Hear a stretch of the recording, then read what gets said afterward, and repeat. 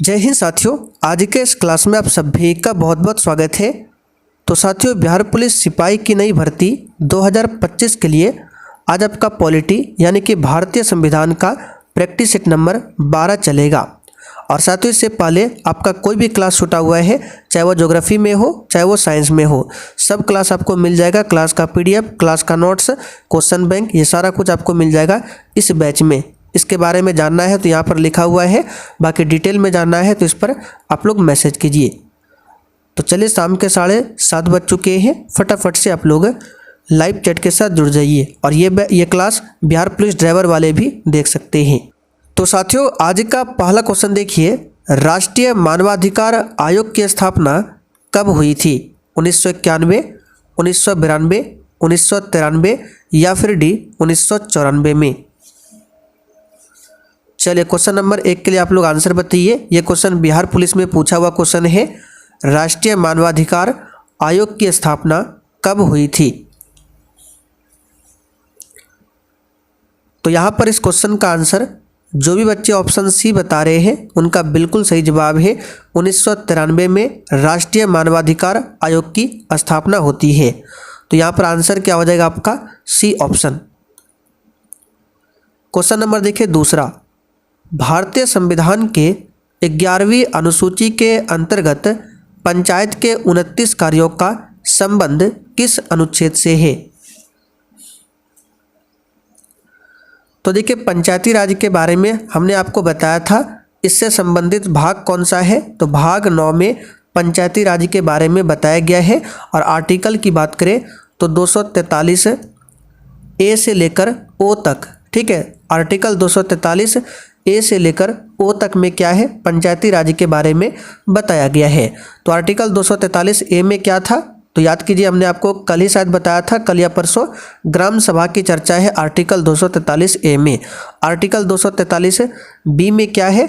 तो पंचायती राज के गठन की चर्चा है बी में। आर्टिकल 243 सी में क्या है? तो पंचायतों का संरचना है आर्टिकल 243 सी में। 243 डी में क्या है? तो SC ST और महिलाओं का आरक्षण है पंचायती राज में, ये बताया गया है आर्टिकल 243 डी में। आर्टिकल 243 ई में क्या बताया गया है? तो इलेक्शन के बारे में, यानी पंचायतों का जो आर्टिकल 243 ई में बताया गया है पंचायतों का कार्यकाल, पंचायतों का कार्यकाल 5 वर्षों का होगा, ये बताया गया है आर्टिकल 243 ई में। आर्टिकल 243 आई में क्या बताया गया है? तो इसमें राज्य वित्त आयोग के बारे में बताया गया है, ठीक है। तो यहाँ पर इसका आंसर क्या हो जाएगा? 29 कार्यों का संबंध किस अनुच्छेद से है? तो इसका आंसर हो जाएगा आपका ऑप्शन डी, अनुच्छेद 243 जी में 29 कार्यों के संबंध के बारे में बताया गया है। तो यहाँ पर डी ऑप्शन आपका सही है। धन विधेयक की परिभाषा का प्रावधान संविधान के किस अनुच्छेद में किया गया है?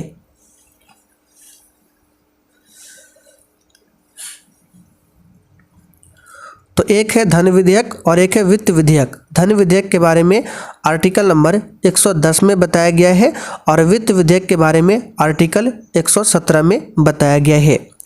अनुच्छेद 108 में क्या है? तो इसमें संयुक्त अधिवेशन है। संयुक्त अधिवेशन को कौन बुलाता है? राष्ट्रपति। लेकिन इसकी अध्यक्षता कौन करता है? लोकसभा का अध्यक्ष। अगला क्वेश्चन देखिए, स्वतंत्रता के बाद भारत में प्रथम औद्योगिक नीति कब घोषित की गई थी?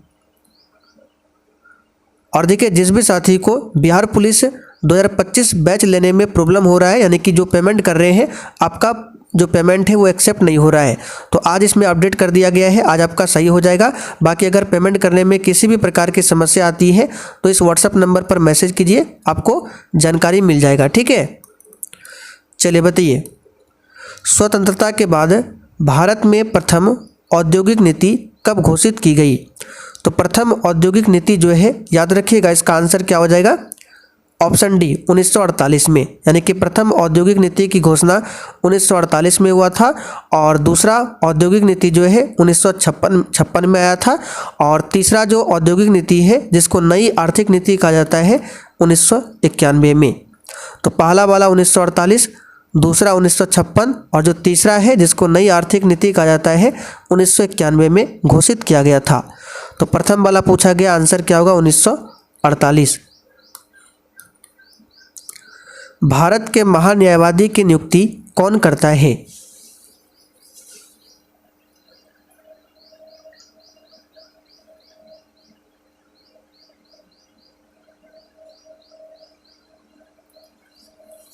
तो भारत के महान्यायवादी की नियुक्ति कौन करता है? तो हमने आपको बताया था महान्यायवादी, जिसको इंग्लिश में कहा जाता है अटॉर्नी जनरल ऑफ इंडिया। ठीक है, तो इसकी नियुक्ति राष्ट्रपति करते हैं। यहाँ पर बी ऑप्शन आपका सही जवाब है। महान्यायवादी के बारे में आर्टिकल नंबर 76 में बताया गया है। महान्यायवादी कौन होता है? तो भारत सरकार का सबसे बड़ा कानूनी अधिकारी होता है। महान्यायवादी जो है ये संसद के किसी भी सत्र में भाग ले सकता है, बोल सकता है, लेकिन ये मतदान नहीं कर सकता है। तो महान्यायवादी की नियुक्ति कौन करता है? राष्ट्रपति करते हैं। भारत का राष्ट्रपति अपना त्यागपत्र किसे सौंपता है?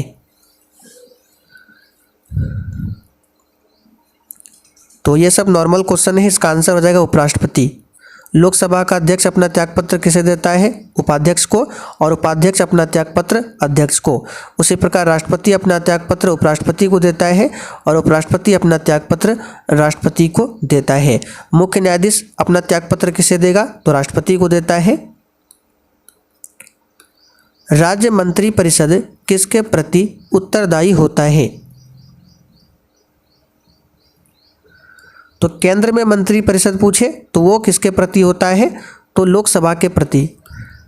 ठीक है, केंद्र में जो मंत्रिपरिषद होता है वो सामूहिक रूप से लोकसभा के प्रति उत्तरदायी होता है, और व्यक्तिगत रूप से पूछे तो व्यक्तिगत रूप से राष्ट्रपति के प्रति उत्तरदायी होता है केंद्र में मंत्रिपरिषद। उसी प्रकार राज्य का जो मंत्रिपरिषद होता है सामूहिक रूप से विधानसभा के प्रति उत्तरदायी होता है, और व्यक्तिगत रूप से पूछे तो राज्य मंत्रिपरिषद राज्यपाल के प्रति उत्तरदायी होता है। केंद्र में राष्ट्रपति और लोकसभा, और राज्य में विधानसभा और राज्यपाल के प्रति। राज्यपाल की नियुक्ति कौन करता है? तो भारत के राष्ट्रपति करते हैं। भारत के महान्यायवादी को कौन हटा सकता है? तो देखिए, केंद्र में होता है केंद्र सरकार का सबसे बड़ा अधिकारी महान्यायवादी। उसी प्रकार राज्य में भी होता है राज्य सरकार का सबसे बड़ा कानूनी अधिकारी, जिसको कहा जाता है महाधिवक्ता। महाधिवक्ता ये राज्य सरकार का होता है, और महान्यायवादी केंद्र सरकार का। महान्यायवादी को इंग्लिश में बोलते हैं एडवोकेट जनरल, और महान्यायवादी को बोलते हैं अटॉर्नी जनरल। ठीक है, तो महाधिवक्ता की नियुक्ति कौन करता है? तो राज्य में महाधिवक्ता होता है, इसकी नियुक्ति राज्यपाल करता है। जबकि महान्यायवादी की नियुक्ति कौन करता है? राष्ट्रपति करते हैं। और हटा कौन सकता है? तो राष्ट्रपति ही हटा सकता है। यानी कि महान्यायवादी जो है राष्ट्रपति के प्रसाद प्रयत्न अपने पद को धारण करता है। तो यहाँ पर ए ऑप्शन आपका सही जवाब है, राष्ट्रपति। और महाधिवक्ता पूछे तो ये राज्य में होता है। झारखंड देश का कौन सा राज्य बना था? तो ये 28वां बना था। ठीक है, 15 नवंबर 2000 को 15 नवंबर 2000 को 28वां राज्य बना था झारखंड। राज्यसभा और लोकसभा की संयुक्त बैठक कौन बुलाता है? और साथियों, आप लोग डेली क्लास को अटेंड कीजिए। ठीक है, एक भी दिन आपको क्लास छोड़ना नहीं है।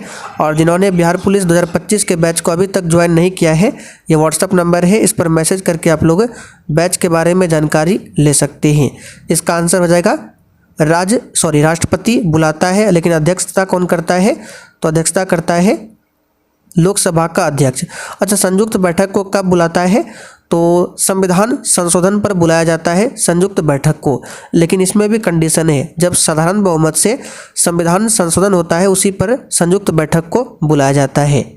ठीक है, तो ध्यान रखिएगा, साधारण बहुमत से होने वाला संशोधन पर ही संयुक्त बैठक को बुलाया जाता है। और इसके बारे में आर्टिकल 108 में बताया गया है संयुक्त बैठक के बारे में।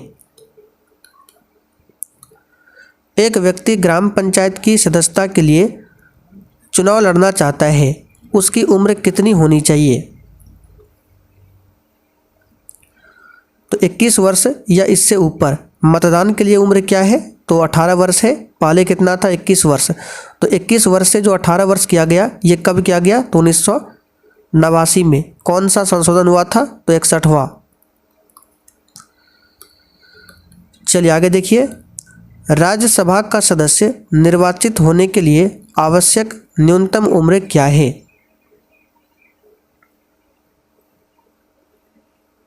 तो राज्यसभा के लिए है 30 वर्ष। ठीक है, उसी प्रकार विधान परिषद का पूछे, विधान परिषद हालांकि 6 राज्यों में मौजूद है। ठीक है, तो जिस प्रकार केंद्र में राज्यसभा के लिए 30 वर्ष, उसी प्रकार राज्य में विधान परिषद के लिए 30 वर्ष, लोकसभा के लिए 25 वर्ष और विधानसभा के लिए भी 25 वर्ष। भारत के राष्ट्रपति को पद से कौन हटा सकता है? तो राष्ट्रपति को हटाने के लिए एक प्रक्रिया होता है जिसको कहते हैं महाभियोग की प्रक्रिया, और इसके बारे में आर्टिकल नंबर बताया गया है 61 में। तो राष्ट्रपति पर महाभियोग की प्रक्रिया संसद के किसी भी सदन में लाया जाता है, चाहे वो लोकसभा हो चाहे वो राज्यसभा हो, तो संसद के द्वारा हटाया जा सकता है महाभियोग की प्रक्रिया से। महाभियोग की प्रक्रिया लाने से पूर्व 14 दिन पूर्व राष्ट्रपति को बताना पड़ता है। भारतीय जनता पार्टी यानी कि बीजेपी की स्थापना किस वर्ष हुई थी?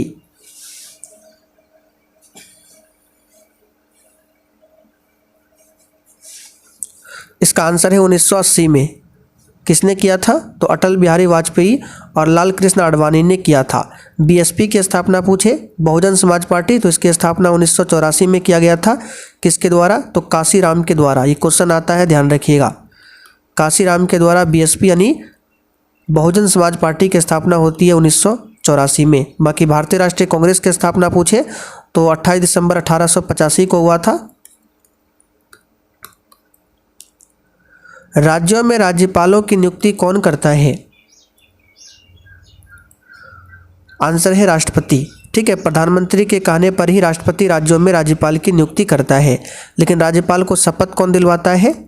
तो जिस राज्य का राज्यपाल होगा तो उस राज्य में जो हाई कोर्ट है, उस हाई कोर्ट के मुख्य न्यायाधीश राज्यपाल को शपथ दिलवाता है। राष्ट्रपति को शपथ कौन दिलवाता है? तो सुप्रीम कोर्ट के मुख्य न्यायाधीश। निम्न में से विधान परिषद किस राज्य में नहीं है?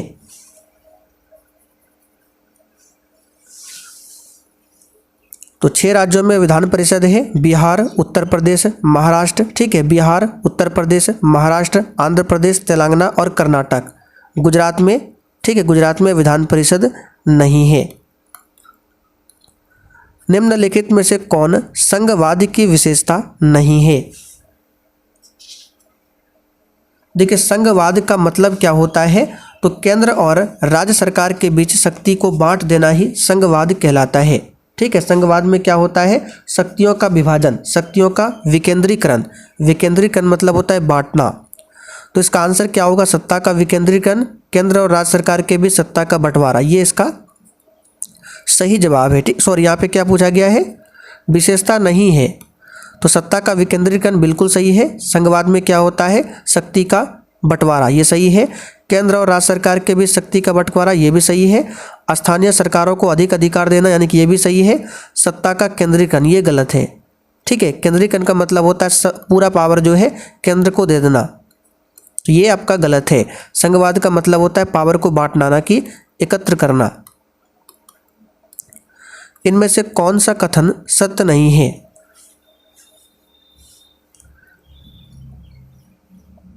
तो वर्ष 1971 में दहेज निरोध अधिनियम बना, बिल्कुल गलत है। 1971 में नहीं, 1961 में बना था। पहला वाला ही ऑप्शन यहाँ पर गलत है। दहेज मांगने वालों को न्यूनतम 5 वर्ष, ये बिल्कुल सही है। दहेज प्रथा आज भी एक समस्या, बिल्कुल सही है। लोगों को जागृत करने के लिए सरकार कई कदम उठा रही है, ये सब सही है। ऑप्शन ए यहाँ पर क्या है? गलत है। निर्वाचन प्रक्रिया के विषय में क्या सही है? चलिए इसको देखते हैं जूम करके थोड़ा सा। तो निर्वाचन प्रक्रिया के विषय में क्या सही है, ये पूछा गया है। निर्वाचन में किसी उम्मीदवार को अपने क्षेत्र में 1/3 भाग से कम मत प्राप्त होता है तो उसकी जमानत राशि जब्त हो जाती है। याद कीजिए, इससे पहले हमने क्लास में आपको बताया था जमानत राशि कब जब्त होती है, तब जब किसी कैंडिडेट को 1/3 नहीं 1/6 भाग, ठीक है, 1/6 भाग से कम मत प्राप्त होता है तभी उसकी जमानत राशि जब्त होती है। लेकिन यहाँ पर 1/3 दिया गया है, तो ये आपका कथन गलत है। प्रत्येक पार्टी अपने चुनाव चिन्ह को खुद तैयार करती है, बिल्कुल गलत है। ये निर्वाचन आयोग का काम होता है। प्रत्येक दल अपना घोषणा पत्र तैयार करता है जिसमें उसके कार्यकाल, सिद्धांत और उद्देश्य होते हैं। बिल्कुल सही है। ठीक है, सभी पार्टियां जो अपना इलेक्शन के समय मैनिफेस्टो तैयार करती है उसी के बारे में बताया गया है, घोषणा पत्र तैयार करता है, ये सही है। बाकी सब गलत है, तो सी वाला ही यहाँ पर सही है। संविधान अपने नागरिकों को कौन से अधिकार की गारंटी देता है?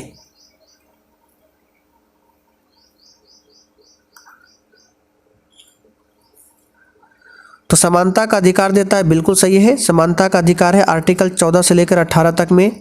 अभिव्यक्ति की स्वतंत्रता का अधिकार देता है, यानी बोलने की स्वतंत्रता, ये भी आर्टिकल 19 में है, ये भी सही है। शोषण का अधिकार देता है, बिल्कुल गलत है। शोषण का अधिकार नहीं देता है, शोषण के विरुद्ध अधिकार देता है। श्रम का अधिकार देता है, ये भी नहीं है। ठीक है, श्रम का अधिकार भी नहीं देता है। बाकी पहला और दूसरा आपका कथन सही है। तो यहाँ पर देखिए कौन सा हो जाएगा, पहला दूसरा, ए ऑप्शन यहाँ पर सही है।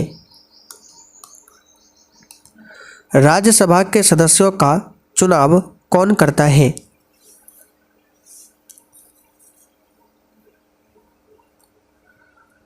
तो राज्यसभा के सदस्यों का चुनाव कौन करता है? तो राज्यों की विधानसभाओं के सदस्य। यहाँ पर सी ऑप्शन आपका सही जवाब है। पंचायत समिति के सदस्य अक्सर वर्ष के लिए चुने जाते हैं।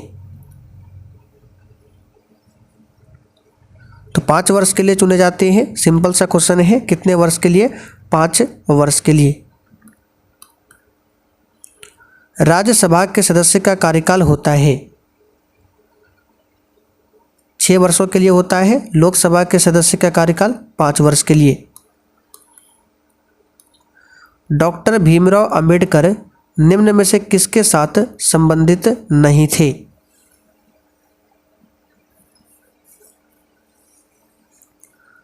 तो शेड्यूल कास्ट फेडरेशन संबंधित थे। बौद्ध धर्म भी अपना लिया था लास्ट में। राज्य पुनर्गठन आयोग इससे संबंधित नहीं थे। ठीक है, राज्य पुनर्गठन आयोग की स्थापना 1953 में आया था। ठीक है, 1953 में आया था, लेकिन इसने अपना रिपोर्ट 1956 में दिया था। और इसके तहत राज्य में टोटल कितने राज्य थे? 14 राज्य और 6 केंद्र शासित प्रदेश। और इसके अध्यक्ष कौन थे? फजल अली। तो इसी का आंसर हो जाएगा आपका, राज्य पुनर्गठन आयोग से संबंधित नहीं थे भीमराव अंबेडकर। नस्लवाद का अर्थ क्या है?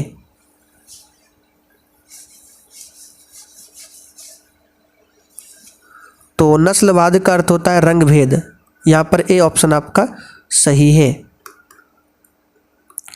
लोकतंत्र को सफल बनाने के लिए क्या करना चाहिए? बेरोजगार को रोजगार देना चाहिए, बिल्कुल सही कथन है। ठीक है, बेरोजगार को रोजगार देना चाहिए। और यहाँ पर देखिए, सिर्फ शिक्षित लोगों को मतदान का अधिकार होना चाहिए, गलत है। सभी को मतदान का अधिकार होना चाहिए। सुदृढ़ पंचायती राज, यानी पंचायती राज को मजबूत बनाना चाहिए, ये भी आपका सही है। नागरिकों को ईमानदार और उत्तरदायी होना चाहिए, ये भी सही है। 1, 3, 4, 1, 3, 4 देख सकते हैं, बी ऑप्शन में दिया हुआ है। राष्ट्रीय शिक्षा नीति 1968 का उद्देश्य क्या नहीं है? चलिए, बहुत ही शानदार क्वेश्चन है। तो राष्ट्र के विकास के लिए उच्च स्तर की शिक्षा ही एकमात्र मार्ग है, ये कथन आपका सही है। कौन सा सही नहीं है, ये आपको बताना है। तो यहाँ पर ये तो आपका क्या है? सही है। शिक्षा समाजवाद, धर्मनिरपेक्षता और लोकतंत्र को मजबूत बनाता, ये भी सही है। शिक्षा सिर्फ उनके लिए है जो रुचि रखते हैं, बिल्कुल गलत है। सभी के लिए, सभी को शिक्षित होना अनिवार्य है। जो रुचि रखते हैं उसको भी, और जो रुचि नहीं रखते हैं उसको भी शिक्षित होना चाहिए। ठीक है, तो सी ऑप्शन ये कथन गलत है। बाकी पिछड़े वर्गों के लिए शिक्षा का सही व्यवस्था होनी चाहिए, ये सब कथन सही है। संघवाद का अर्थ क्या है? अब इसका आंसर आप लोग खुद बताइए। अभी हमने थोड़ी देर पहले आपको बताया था संघवाद का अर्थ।